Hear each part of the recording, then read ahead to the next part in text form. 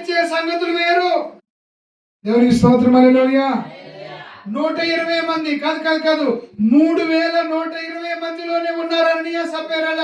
వాళ్ళు నెరవేర్చే ఉద్దేశం వేరు. పిల్లలు అర్థం చేసుకోండి. వాక్యాన్ని నెరవేర్చడానికి నువ్వు ఇష్టపడాలి. వాక్యాన్ని నెరవేర్చడానికి నువ్వు ఆశపడాలి. వాక్యాన్ని నెరవేర్చడానికి నిన్ను పురికొల్పుకోవాలి. నాకు పెద్దవాళ్ళు ఎవరు లేరండి, నాకు వాళ్ళ సపోర్ట్ లేదండి, నాకు ఈ నథింగ్ ఎల్స్, ఎవరూ నీకు అక్కర్లేదు. వాక్యాన్నే గట్టిగా పట్టుకో. వాక్యాన్ని బట్టి అడుగులేయటం మొదలుపెట్టు. దేవుని స్తోత్రం. హల్లెలూయా, హల్లెలూయా.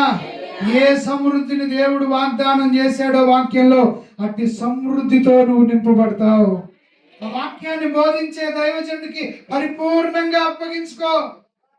దైవజనుడు ఏదైతే వాక్యాన్ని చెప్తున్నాడో దాన్ని నీకు నచ్చినట్టుగా మలుచుకోవడానికి అడ్డదిడ్డపు ప్రశ్నలేయటం, అడ్డదిడ్డపు మాట అది కాదండి.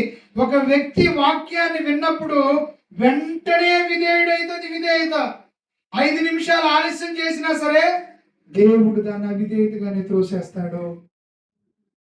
దేవునికి స్తోత్రం. హల్లెలూయా.